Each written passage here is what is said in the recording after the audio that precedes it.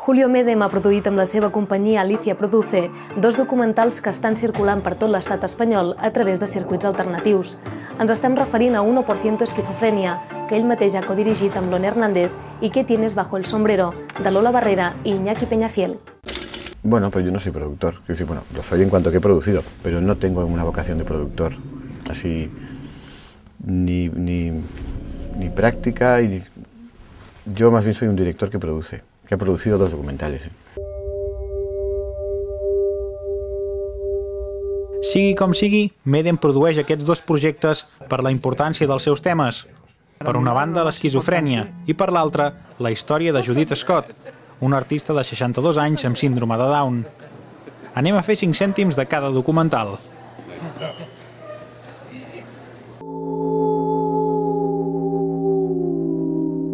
Julio Medem va proposar a Ione Hernández, amb qui va treballar a La Pelota Vasca, la realització d'un documental sobre l'esquizofrènia després d'arribar-li una carta. Me escribió una mujer psicóloga, que se llama... soy un desastre con los nombres.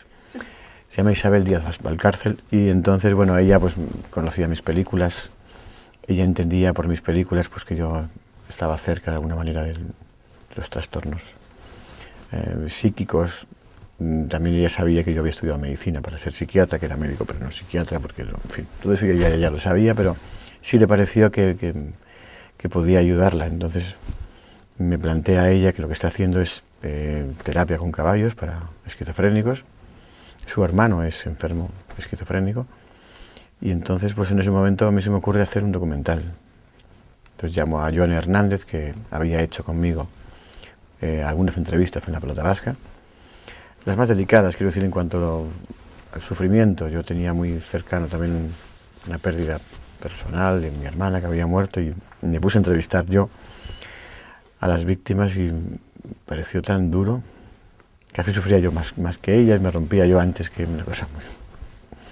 Entonces llamé a Ione, ella me ayudó y la verdad es que fue una experiencia estupenda. Y entonces le propuse eso, que hiciera las entrevistas y luego aparecería yo a hacer la parte visual y el montaje. Él me dio la oportunidad, él me invitó a dirigir esto, Julio. Y yo me lancé con absoluta... Era una ignorante del tema y de todo lo que me iba a enfrentar, pero al mismo tiempo había algo muy atractivo. ¿Por qué? Pues por mi propio desconocimiento. Yo pues acabo la carrera de medicina y tengo que especializarme. Decido, porque ya, bueno, lo decido, pero en poco tiempo, que no lo voy a hacer porque me daba muchísimo miedo realmente ser psiquiatra por la esquizofrenia. Es una enfermedad que a mí me producía un pánico especial. Se distancia de todo, se aísla, se mete en la habitación... 1% Esquizofrènia té més punts en comú amb La Pelota Vasca.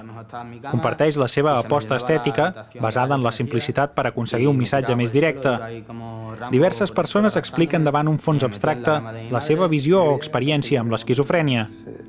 Malalts, familiars i terapeutes ens intenten definir una malaltia que afecta a més de 52 milions de persones a tot el món i que segueix sent una gran desconeguda.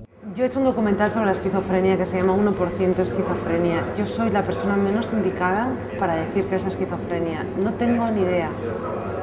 No, es que ni me atrevo a decir lo que es. Lo único que puedo hablar es de una sensación que yo he percibido de una manera muy abstracta, porque ni ellos, los que la padecen, son capaces de decirlo, ni los médicos que llevan muchos años investigando la definen.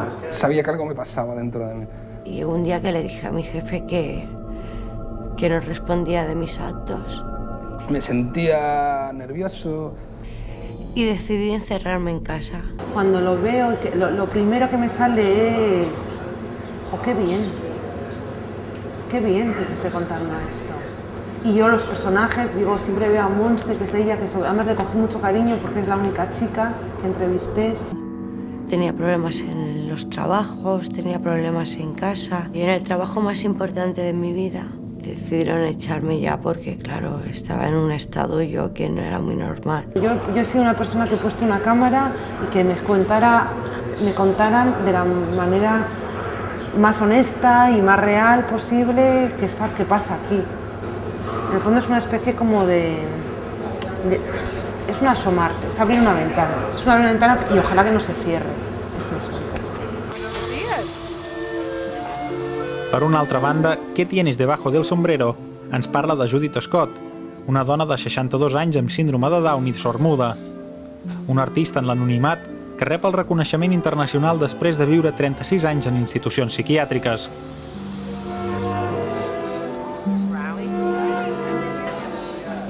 Luego la Barrera me enseñó una fotografía de Judith abrazada a una escultura suya. Entonces ya en su expresión ya vi muchas cosas, ¿no? Ya había conseguido un lugar casi como un paraíso propio, inventado por ella, que es su obra, y es una persona también que, claro, se la veía de una forma ya pues como que había encontrado también un sitio de luz y de felicidad, y es que se podía expresar. Y lo que se ve son la última etapa de su vida, ¿no? Nunca me había planteado si realmente alguien con retraso o alguien que no llega, por ejemplo, al concepto intelectual de lo que es el arte puede hacer arte. No lo sé, es un debate que yo nunca lo había pensado. Y cuando llegas allí, pues el debate se aparca porque la realidad es, bueno, habla por sí misma, ¿no? Y entonces pues eso es lo que hemos intentado de alguna manera expresar. La germana bessona de Judith, Joyce, la va portar a un centre de teràpia a Mart, el Creative Grown Art Center de Califòrnia, on els pacients es comuniquen a través de diferents manifestacions artístiques. Alguns dels seus pacients han arribat a tenir una gran projecció internacional. Aquest és el cas de Judith. En realidad, siempre se refiere a lo mismo, es decir, es gente que hace arte de una manera intuitiva y motivados por una necesidad interior, no motivados ni por el hecho de ser artista, ni de ser reconocido, ni de ganar dinero. Me parece bien. En la película además nos referimos continuamente a Arte Outsider porque coincidió que cuando estábamos rodando visitó el centro Roger Cardinal, que es el que acuñó el término de Arte Outsider, y que es un hombre maravilloso y que de repente en una entrevista que hicimos con él, no demasiado larga, ha sido fundamental para la película. Fue la enorme suerte de este rodaje. Y entonces, bueno, pues nos ascribimos un poco a su denominación, Outsider. Para mí hay una frase que dice el director del Centro de Arte Creativo que dice: yo no sé de dónde viene todo esto. Para mí es eso, el documental. L'equip de rodatge va conviure durant un mes amb Judith Scott per veure com era la seva vida al centre d'art. Es van convertir en un mes del centre, aconseguint així un documental sincer i espontani. Every day, from the minute she walks in until she leaves, and it raises all kinds of questions. Fue pues estupendo.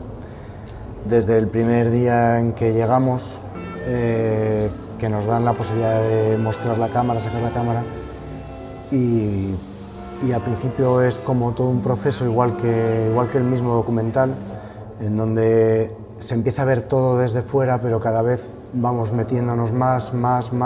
Reflexionas acerca del arte, acerca de la naturaleza humana, acerca de muchísimas cosas muy interesantes y de alguna manera te provoca cambios profundos. Lo que es fascinante es la oportunidad de comunicarse dos mundos y decir, Tant si sou partidaris de que més valen les paraules que 1000 imatges com a 1% esquizofrènia, com si sou més partidaris dels documentals on els realitzadors es submergeixen tant a la realitat que semblen desaparèixer, trobareu en aquest tàndem dos mons totalment diferents i igualment necessaris de ser explicats. Aquí el documental serveix com a mitjà d'expressió artística, de creació, sense oblidar la seva funció social o fins i tot terapèutica, tant pels protagonistes com pels propis realitzadors i, el més important, pels espectadors. What's on your head?